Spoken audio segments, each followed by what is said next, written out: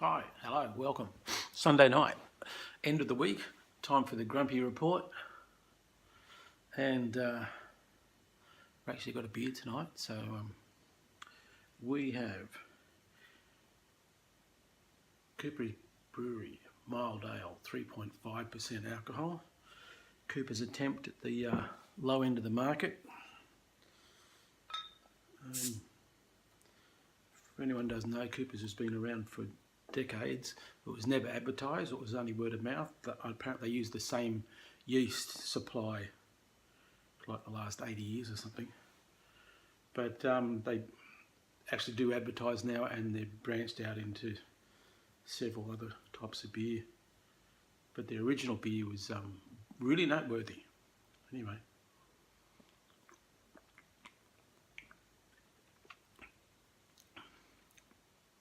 It tastes like a Cooper's.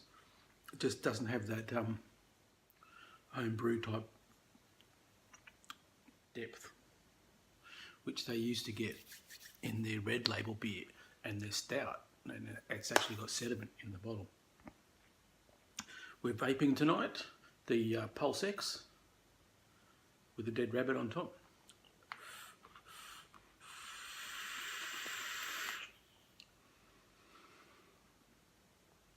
It's not a bad setup. I'm not skonking it.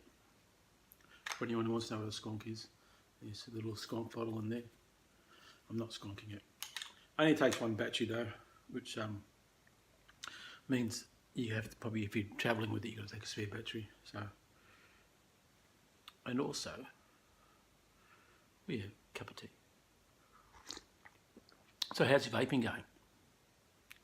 Good, I hope. Now we just had state elections, and we're heading to the federal elections. In the state elections, I got a letter from a local member saying, blah, blah, blah, vote for me. And I said, well, I'll vote for you if you support me. And I gave him my interest being vaping and how I think it's been, I'm not happy with how it's been classified in the cigarette market. And he wrote a letter to the health minister, and I got a reply back from the health minister. The standard reply, about vaping. So, nothing going to happen. But, he did what I asked, and it came through. Now, here's the thing that I've noticed, and vapers are still saying e-cigarettes, and I'm not happy with that being used for vaping, because I really don't think vaping has much to do with cigarettes at all, except for it's a way to take nicotine without smoking. But they don't call the nicotine gums cigarette gum, or the patches cigarette patches, but everyone still wants to call it e-cigs. Or I don't want anything to do with e-cigs. I just like vaping. So I think that's something that has to stop. We have to stop calling it e-cigs. Get away from anything that mentions cigarettes, because it's still a perception. It's still a perception of cigarettes. So I've got to keep looking at this lens. It's such a tiny dot. I'm still having internet problems. I think we're having I think they'll continue until about June, because the clowns are out there digging around the cables, and then they making a mess of things. Now, the news this week, we've had another royal baby, which is one more baby in the stable, a great grandchild. Good for them, good for the baby. Never have to work a day in its life. But they look happy couple. I mean, everyone has a baby, looks like a happy couple.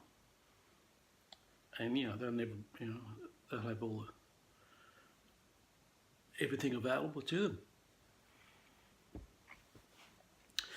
them. Now,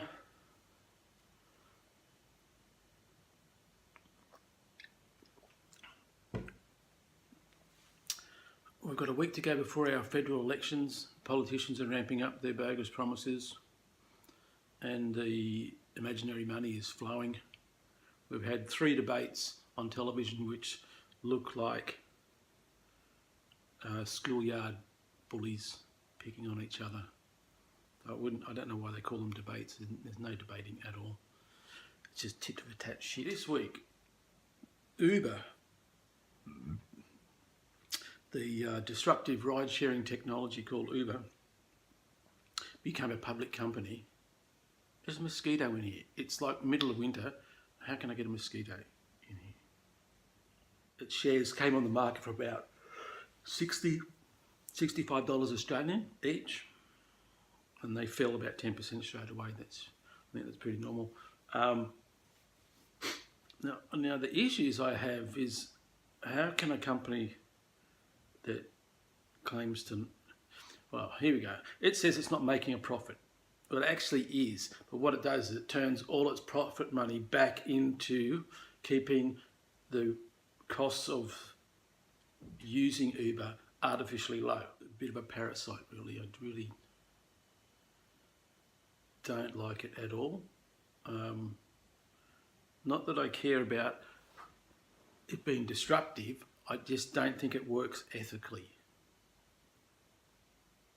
And of course the people who use Uber don't really care about what's happening either, as long as they think they're getting a good deal. And so Uber must be making money to satisfy its current shareholders, which is not enough to post a profit because it's rolling all its profit back over into the business.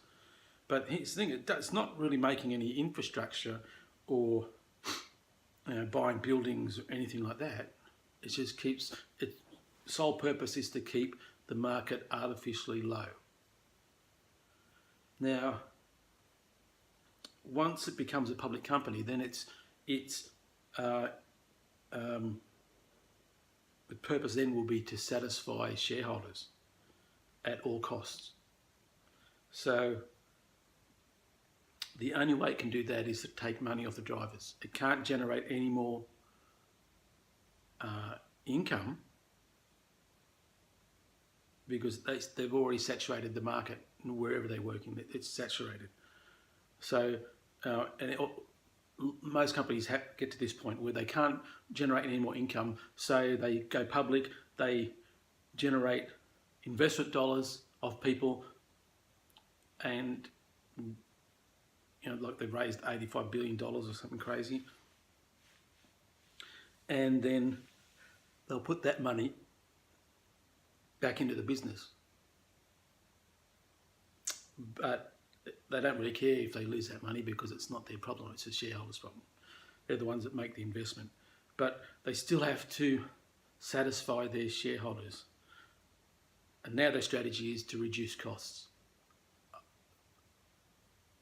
I don't know how they can do that. They're already running on a shoestring as it is. So the only way they can do that is to take more money off the drivers. The drivers now globally are working for piss money, working longer hours for less money, and a lot of them are trapped in lease vehicles which Uber has organised for these people. So there's, you might have a 3, 4, 5 year lease on a vehicle. You're stuck there driving that car. So 30% of your income you make each week is on your vehicle costs. 10% of your income goes to pay GST, and then maybe 25% of that income what's left goes on income tax, and the end result is an hourly rate of piss all, below basic income. They have in Australia introduced tipping for Uber. So, I mean, if you're going to use Uber, and there's no reason why you wouldn't use Uber, you're getting a cheap ride, and you're maintaining a really shitty industry. But, You can tip your driver. You know, don't be afraid. $1. Give him $1. He's out there flogging himself so you can get, you know, you can get a trip to the shops for $5. So I think that's about the end of this week's rant. Oh, anyway, on with the beer.